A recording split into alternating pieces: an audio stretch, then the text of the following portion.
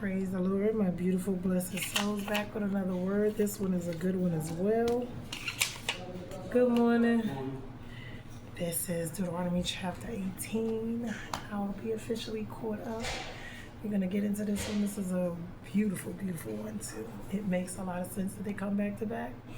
Okay, Deuteronomy 18. The Levitical priests, all the tribe of Levi, shall have no portion or inheritance with Israel. So remember, these are the Levitical tribes. They are to have no portion, meaning because they are the priests. And because they are the priests and of the Levitical order, they'll have no portion or inheritance. So look in Deuteronomy 18, the Levitical priests, all the tribe of Levi shall have no portion or inheritance with Israel. They shall eat the Lord's food offerings as their inheritance. They shall have no inheritance among their brothers. The Lord is their inheritance as he promised them. And this shall be the priest's due from the people, from those offering a sacrifice, whether an ox or a sheep. They shall give to the priest the shoulder and the two cheeks and the stomach. So when we hear them talk about a lot of this stuff, we got to look it up first. The first fruits of your grain, of your wine, and of your oil, and the fleece, and the first fleece of your sheep you shall give him.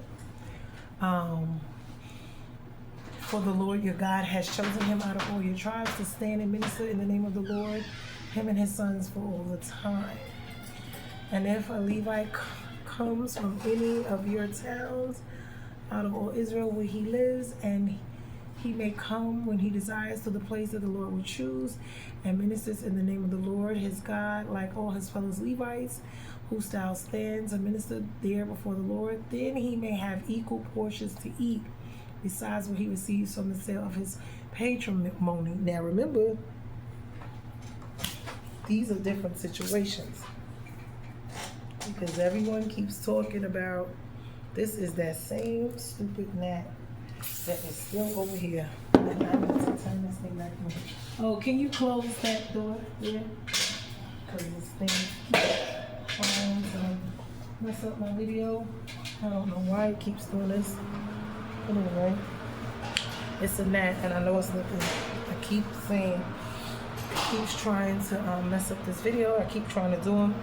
As you can see, I've been killing every gnat, but I'm going to get through these videos, and I don't care where they are, what they're doing, they're going to stay the heck away from me. If not, they're going to be getting killed. So now, anyway, we're going to get back. So, and if the Levite come from any of you towards your towns of all Israel where he lives, and he may come when he desires to the place that the Lord will choose, and ministers in the name of the Lord his God, like all his fellow Levites who stand to minister there before the Lord, then he may have equal portions to eat besides what he receives from the sale of his patrimony. That means his services. So when you come into the land that the Lord your God is giving you, you shall not learn to follow the abominable practices of those nations. There shall not be found among you anyone who burns his son or his daughter as an offering, anyone who practices divination or tells fortunes or interprets omens, or a sorcerer or a charmer or a medium or necromancer, or one who inquires of the dead. For whoever does these things is an abomination to the Lord. And because of these abominations, the Lord your God is driving them out before you. You shall be blameless before the Lord your God.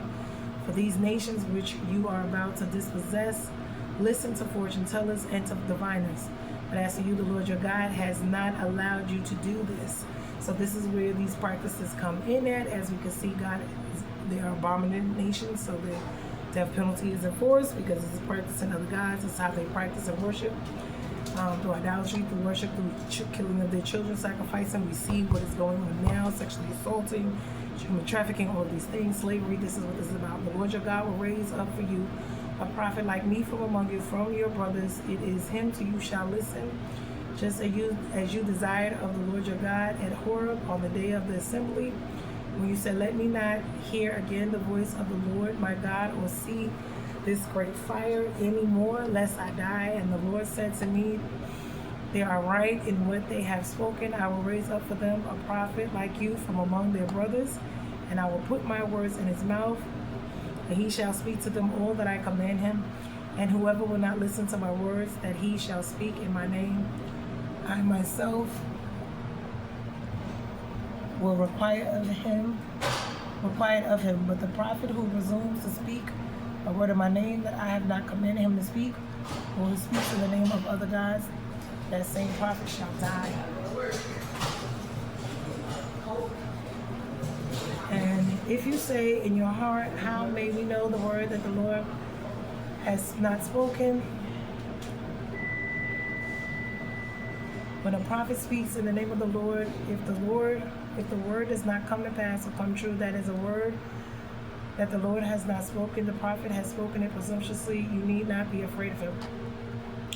So now we're going to get into this. You want to close this door?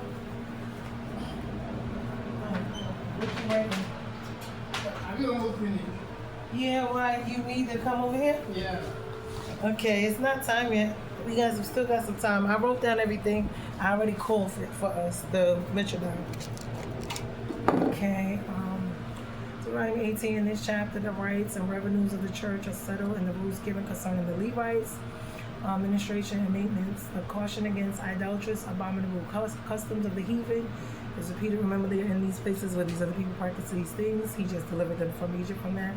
A promise is given them of the spirit of the prophecy to continue among them, and to center at the last in the Christ, the great prophet. Wrath threatening those against those who despise prophecy or counterfeits, and a rule given for the trial of it. So we're going to get into what he's talking about. As we already see, these things are already abominations, and we see that they are punishable by death.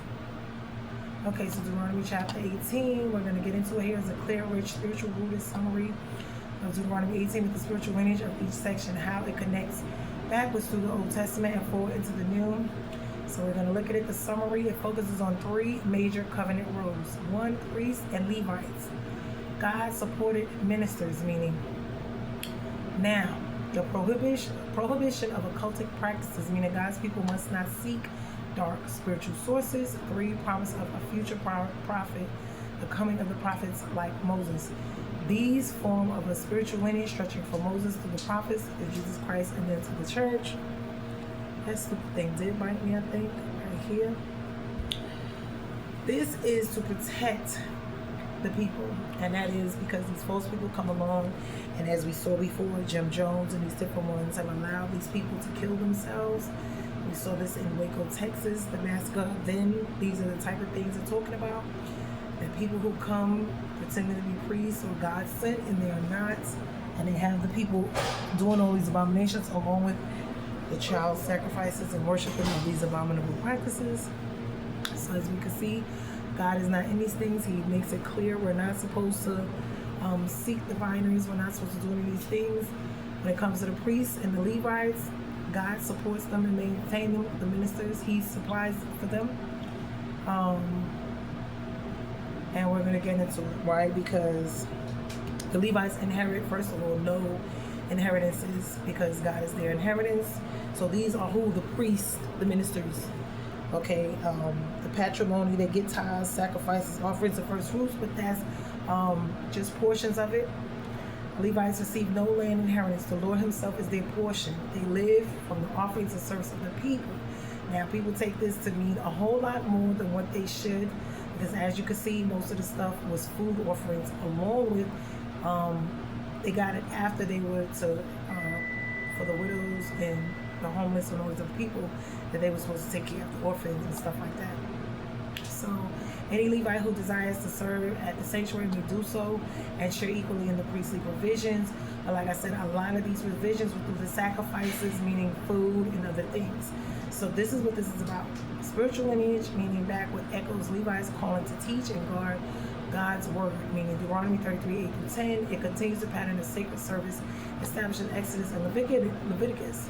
It shows Israel that God's ministers receive provision from the people, just as Abraham tied to Melchizedek in Genesis 14. But I believe that was just a one-time thing. I don't think he continued doing that. I think he did that one time. Forward, it points toward the principle that those who minister live from God's word and prepares the way for Jesus, who becomes our true high priest. Foreshadows believers as royal priesthood. Rejecting occult practices and occultic practices of holy people. Israel must not imitate the nations by seeking spiritual powers through divination, meaning, sorcerers, witchcraft, mediums, psychics. You're not supposed to do child sacrifice. These practices are called detestable and also God judging the nations. This is where, like I said, worshiping these other gods, the moon, the sun, all these things, as we can see, seeking out the secret knowledge, which we see secret societies, henceforth, all of these secret societies, the Divine Nines, along with those Skull and Bones, Knights Templar, all of the rest of them that are practices of satanic worship. We saw even when it came to Mary and all that, Catholicism, Buddhism, all of these worshiping practices of people, places, and things that are not of God. Mediums, necromancers, they do a lot of child sacrifices, such as assaults, trafficking, all these things, as we can see. The practices are detestable, and then God judged the nations. Why? Because they are abominable, and they are by death penalty. Because remember, that's one of the things. So whenever you don't listen, you have some type of a penalty, but that specifically is death penalty charges. Meaning it's punishable by death. So spiritual lineage, backwardness, the spiritual purity demanded in the Ten Commandments, Exodus 20:3-5. Adam and Eve fall came from seeking secret knowledge through the serpent. And that's how they were deceived. He deceived them. That's how we fell into sin from the beginning. Outside of God's will, Israel is meant to resist the pagan religions of Canaan. Why? Because these are the things they practice. And whenever you see these type of things happening, know all over the world that this is what is going on, along with the children's sacrifices. Why? Because that is their purposes. So I don't care where you are in the world. People say just America. That is a lie from the pit of hell. This whole world is practicing these same abominations. When they have these rituals, they have the children walking through the fire. You see what it says. I read it. You see it. Look it up for yourself. Having your children walk through the fire, your son and your daughter, practicing these evil, wicked practices, these rituals, these spells. This is what this is about. They say Indians, they say Africans, they say all these different ones. When you look into it and how they're doing it, it's the same. It's just different names, different things, different regions of the country or the world. It is the same thing. The spiritual purity demanded in 10 Commandments, Adam and Eve fall. Israel is meant to resist the pagan religions of Canaan, which is also what the Egyptian practices. Prophets later condemn these practices, right? As in Isaiah 8:19, Jeremiah 27:9. Jesus demonstrates authority over demons, sorcerers, and their occult. When you look up even in the books of demonology, which I believe Solomon wrote the keys, the greater and lessers, and then I forget the other one. And when you look into that, he was the one who really ended up with a lot of demonology, of capturing and dealing with these demons, and they practice a lot of that from him. But like I was saying before, this is what that is about. Mark 1:27, Acts 19:19. This is when God had left him, or there was some stuff going on. The early church continues this rejection of dark spiritual forces. Acts 16:16, Galatians 5-20. Ultimately fulfilled when God's kingdom destroys all false spiritual powers. Revelation 18:20. This is what this is about. The prophet like Moses, the most important section in the chapter. Summary: God's promise to raise up a prophet from among Israel who will speak God's very words, whom the people must listen to, who speaks only what God commands. False prophets are judged if their word does not come to pass, if they speak in God's name without God's authority. Spiritual lineage. Backward, Moses stands as Israel's greatest intercessor and covenant mediator. The promise anticipates someone who will continue Moses' line of revelation, but exceed its. Oh, this thing bit me. The prophet office flows through first with Samuel, then Elijah, then Isaiah, then Jeremiah, then Ezekiel. Forward, the prophecy becomes one of the clearest Old Testament pointers to the Messiah. Israel in Jesus' day expected the prophet who was to come. John 1:21-6-14. Peter declared Jesus the prophet like Moses. Acts 3:22-23. Jesus reveals God directly, not secondhand. John 15:15. He was 1:1-3. As Moses mediated the old covenant, Jesus mediates the new and better covenant, meaning being the intercessor, the one who bridges the gap back. He was the one that brought them in between God. So the prophetic line culminates with Christ and continues through the church's prophetic witnesses, Acts 2:17, 18, and Ephesians 4:11. Overall spiritual lineage and Deuteronomy is a progression. It's from the Levite, which is the priestly ministry, Moses, prophetic leadership, the prophets, continuing revelation, Jesus, true prophet and high priest, and the church, which is spirit empowered witnesses, a spiritual contrast. God's word, the occult and false revelation. Deuteronomy 18 teaches that God's people must, one, depend on God's appointed ministers, seek God's true voice, reject all counterfeit spiritual sources, and follow the prophet like Moses and Jesus, or Moses through Jesus. Now, what happens with this is, like I was talking, I want to look up patrimony so we can see what that is. Melchizedek, so we can see.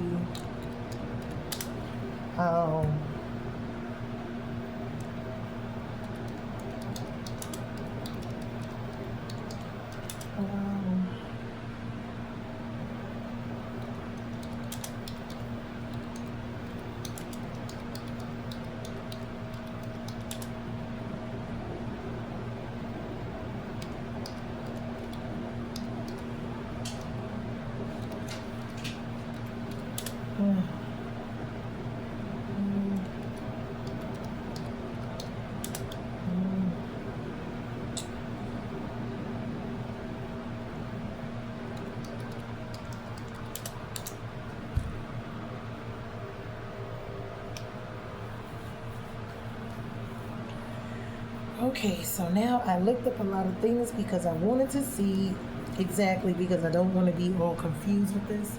Okay, so we're going to look at this because it talks about Levites, the inheritance, the patrimony, tithes, offerings, first fruits, Melchizedek. I want to get into this and what it actually means for what is allowed or what it's supposed to be, because they're supposed to live off of what the people bring.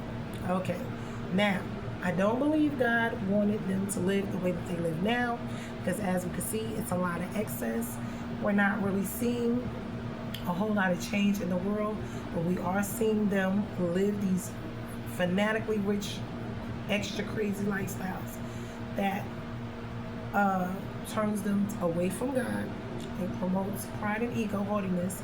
It also is not a humbling thing. It also they're not doing what they're supposed to do with the finances and the funds. Why? Because they're too busy trying to be like the world and have all of this great wealth and look down on people because of it, which God is not intending necessarily that. So now let's look at it. Here's a clear, organized book with overview of the themes. We got patrimony, tithes, offerings, first fruits, sacrifices, Melchizedek, Levites, priestly payment, and how all of this collect in Scripture. Patrimony is inheritance and sacred ownership. Patrimony refers to what is inherited, passed down, or belongs to the fathers in Israel. This means the land as God's patrimony. Why? Everything in earth is the Lord's and the fullness thereof. The land was God's, not Israel's. Meaning Levites 25 through 23. Each tribe received an inheritance from the Lord, that he gave him a portion of the land. This is even when he agreed with Abraham, Isaac, and Jacob. This is the covenant. This is Numbers 26 to 36. The land could not be permanently sold because it belonged to God. Exactly. So that means they can't sell it off. God gave it to them. It's theirs. They cannot sell it. The Levites' patrimony. When you look at what's going on, a lot of them are fighting over there about land that's not theirs, that they're not supposed to rightfully have. And there's all employers set up for anyway for a whole lot of other stuff, because they know when it comes to a lot of this stuff, Jerusalem and all that, they know that God is coming back for his people. But those over there are not his people, and that is not their land, technically speaking. There's a lot of research and investigation that needs to go on about that, and we're not. His chosen people were the people who were enslaved 2 times for 400 years. The Levites had no land inheritance, patrimony. Their patrimony was who? God himself. Deuteronomy 18, 1-2. Meaning the priesthood. Their support came from tithes, offerings, and portions of sacrifices. Spiritual meaning, God's people are heirs not of earthly land, but God himself.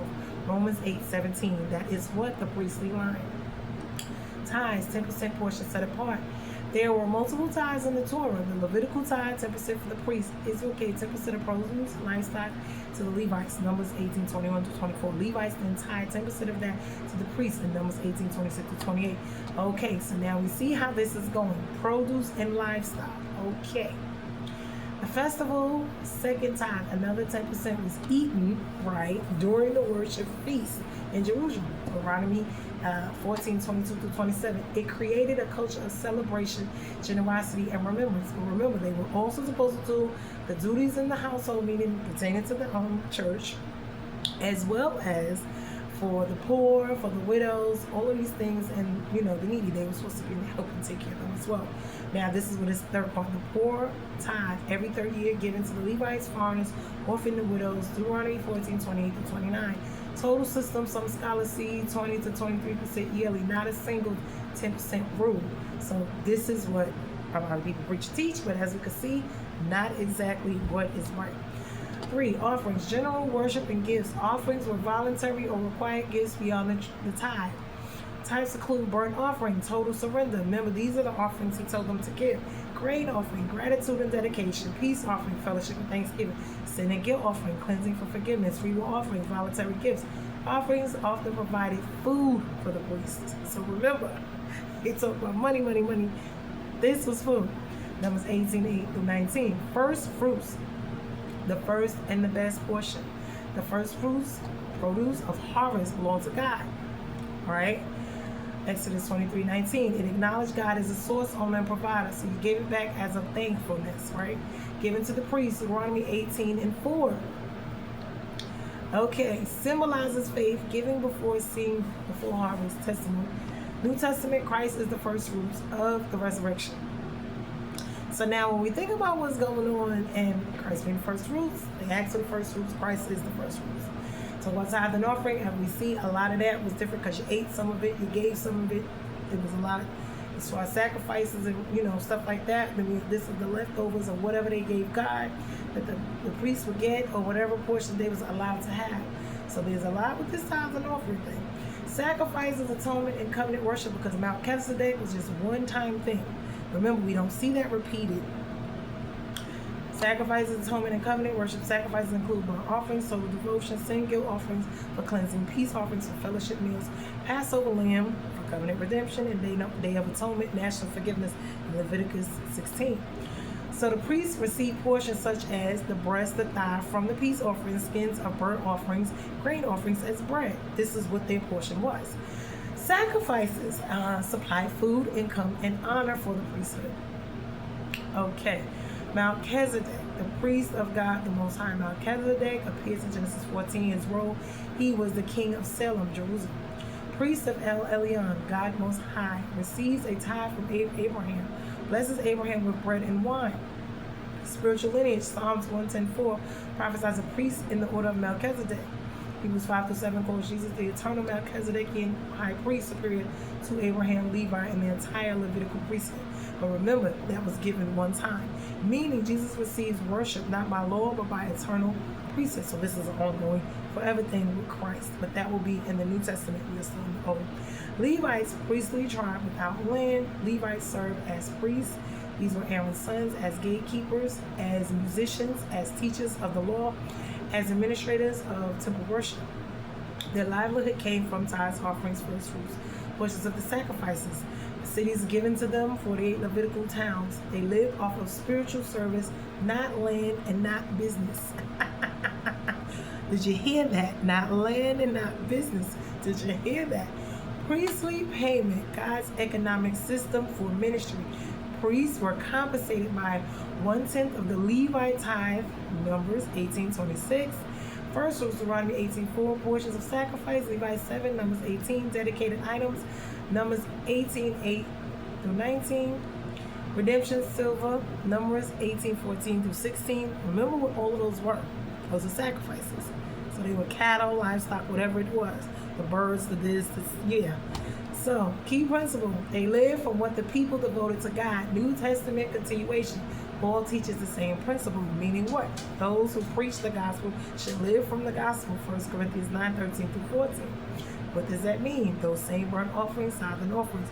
So when these people are walking around here talking about you get a blessing, you get a blessing, tithe and offering, the whole system in a summary, we're going to get to it. Patrimony, the land belongs to God. Tribes inherited land except for the Levites. They didn't have a portion. God was their portion. Tithes supported Levites' worship, festivals, and the poor. Offerings were voluntary and required gifts expressing devotion.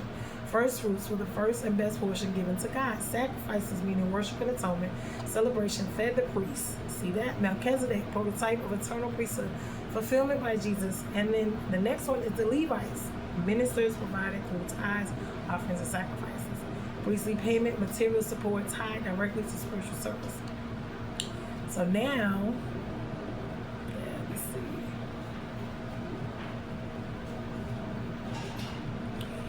Yeah, because I've always wanted to know what this was about, because there's been so much stuff when you talk about these things, and a lot of times these people are getting over, and including especially when it's talking about the other things, the false prophets and the false prophesying, and the false, people who are out here who are just doing whatever it is they want to do. And because they're saying God called them, God told them this, and the third, and we're supposed to listen to, pay attention, because we're wolves and, out here we're sheep among the wolves. So when you think about all of these things and what is going on, you see the Jim Joneses, the Waco Texases, you see all these other occultisms that they have practiced. They do the sacrificing of children, sacrifices of animals. They do all of this extra with the necromancy, sleeping, like I said, in the coffins, and doing these conjurings of all of these evil, wicked things for the money, the power, the fame, to have all of these things. And this is what this is about. God teaches us specifically not to be entangled, not to do these things. They're abominations. We're not supposed to worship any people, place, or thing, put any people, place, or thing above him, before him. We're not to bow to any other thing before him. And that's just that. Like I said, when you look up the timeline, when you look up all of what is Jesus is over all of the lines of, and when you mention his name, they all bow. Why? Because he is above all of the demons and demonic forces. This is why they don't like saying his name. They don't like talking about him. They want to do the opposite of him. Why? Because they don't want you to know that Jesus is over all of them. Even in the demonology, Satan and his people know that Jesus' name, when it's spoken, they must bow. They must stop, freeze. Why? At the tremble of the mentioning of his name, the demons will flee. Why? Because they already know he is defeated them. They already know that they are subject to him, meaning they must bow, they must worship him. So when they talk about all these other gods and they talk about these other gods, they are not.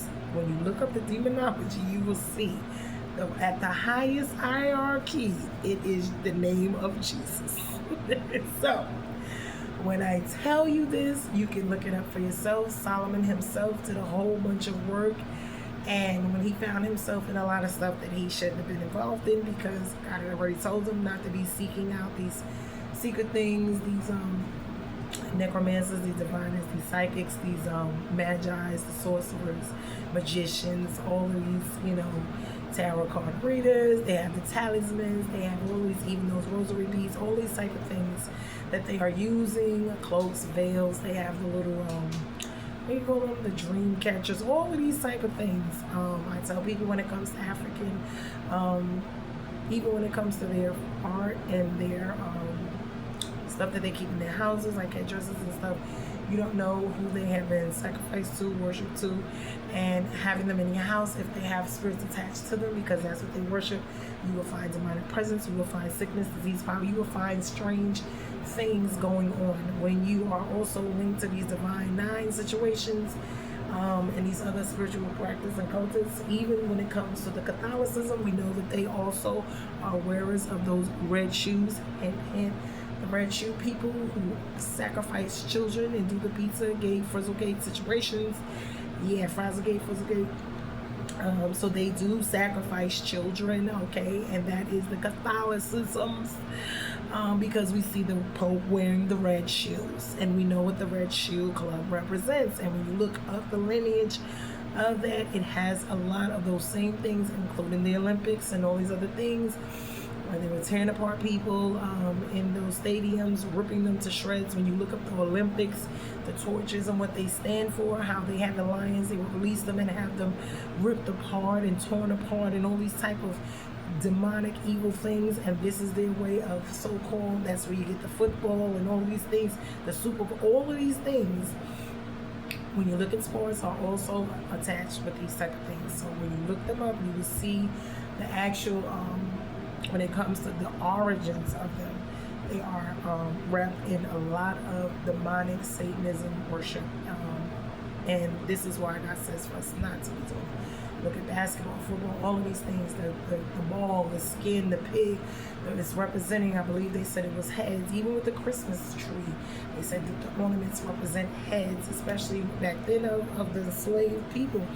A lot of it was black people. They were hanging them upon those trees in slavery times and putting their heads as ornaments on those trees. So when we are worshiping and celebrating and having these eating and festivals based upon these things, that is worship. You see, God says specifically when you sit down, you eat their food and you do their this and their ritualistic things, these are cultural traditions that they have us doing. It's for a reason. That's why they remove Christ or God, and they put in all of these things saying that this is what this is, when in all actuality, it is a lie. When you look at Christmas and you look at Santa, it is Satan written backwards, and you look up elves and all these things, the spiritual symbolisms, including when we talk about Cupid and their little stuff for Valentine's Day. If you look up those little demons and gremlins and little things too, that they tell us, oh, they're little cute. No, the minions. Oh, look those things up and see how demon and demonically possessed and charged that they really actually are. They look cute the way they dress them up for us, but there's many meanings to them. Spiritually, it's just horrific. They don't represent, symbolizes what they think, what you think. When you look into them, they have so much more symbolism to them that it will blow your mind. So I tell people to stop, let's stop. And when you see it, they got the trunk or treats in the churches and all these things. And they know that these things are evil, wicked, and demonic, and they have passed them off as stuff that we can just celebrate. And it just really means nothing when it means a lot. When you are participating in these things, you are worshiping these other gods, idolatry, and you are allowing whatever it is they have going on to be connected and tied to you, your bloodline, your children. And this is the slick way, deceitful, lying, sneaky way that they hide things from you and get you to willingly participate in things that you should not be doing. This is how Adam and Eve ended up falling, because it was presented to them as one way or one thing. It made them question God, question what he told them.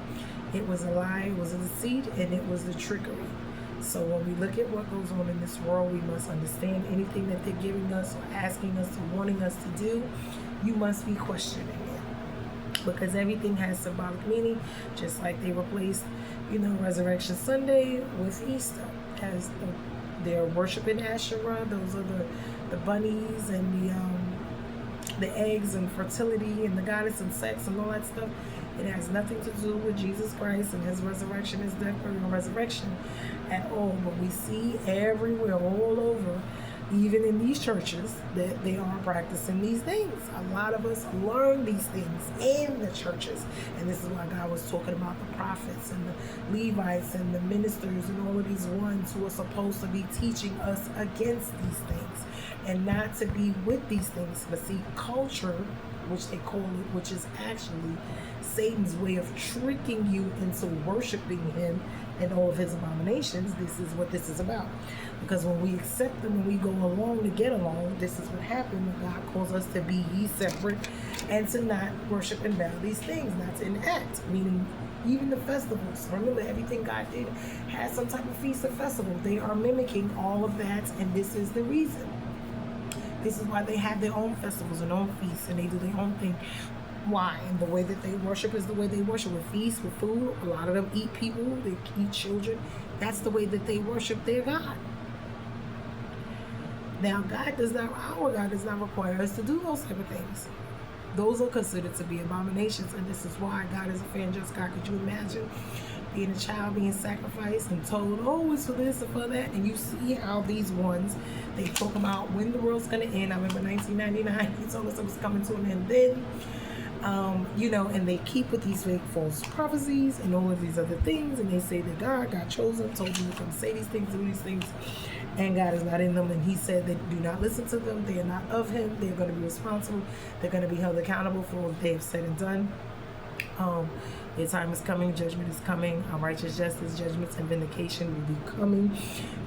And whoever that they have turned against God and have them living a life and dying, but we have free will and choice, or they are being deceived. And their blood will be on their hands because it's the blind leading the blind. They're lying to them and leading them away from God, leading them astray into hell along with them instead of over God. So this is what this is about. And when we look into these things, we start to understand what is going on and why they're so interested in, making us worship and sacrifice and partake in these things. And we think of them as little or nothing, and they actually are a lot and mean a lot.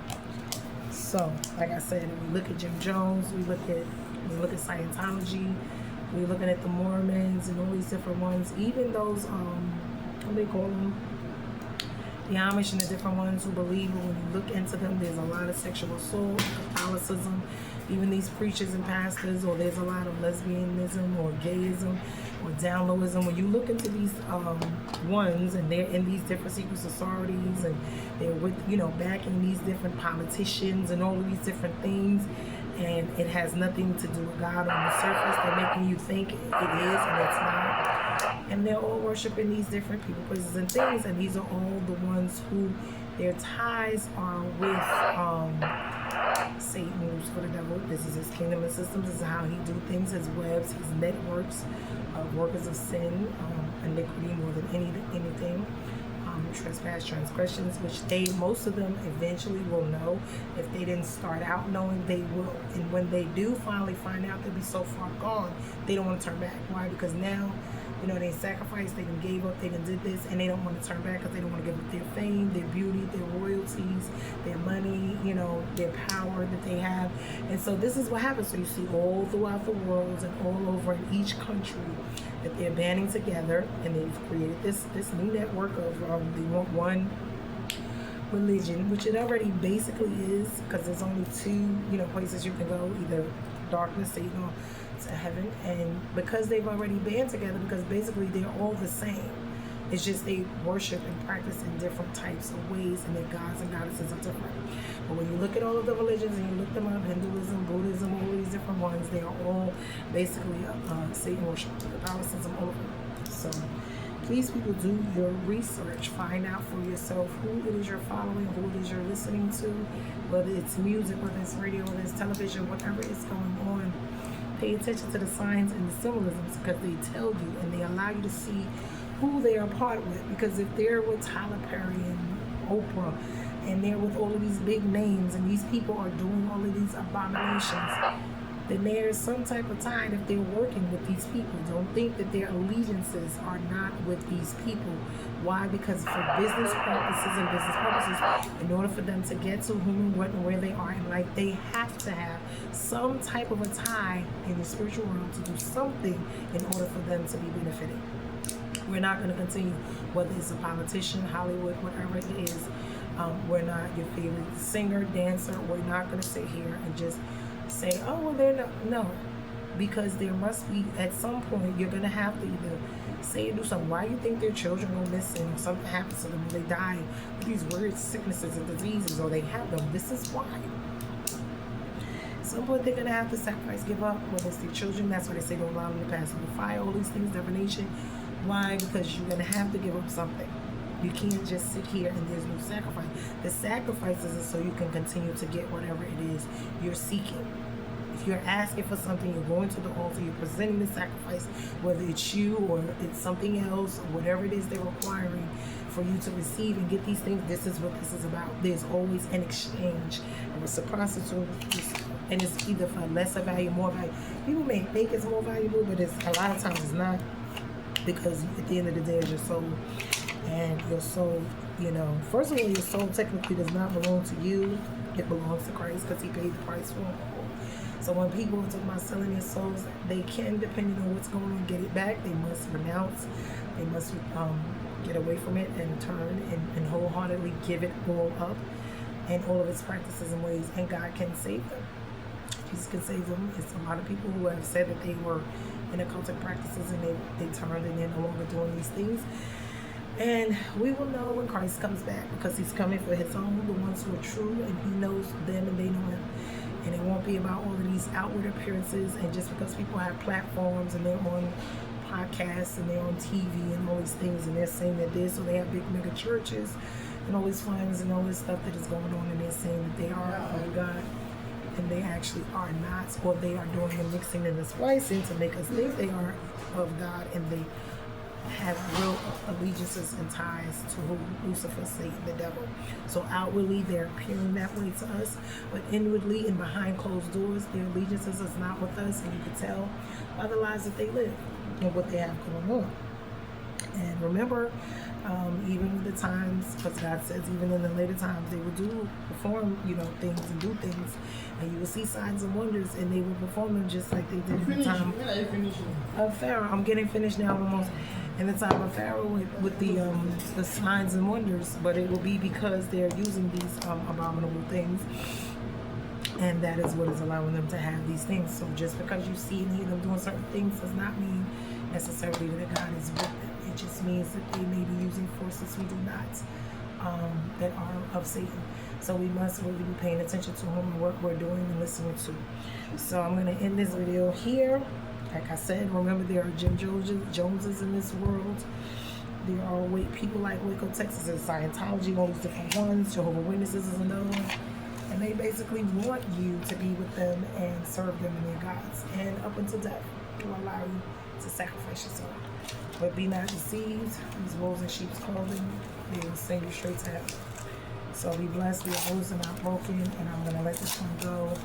Like, share, comment, and subscribe to the channel. In Jesus' name. Until the next one later.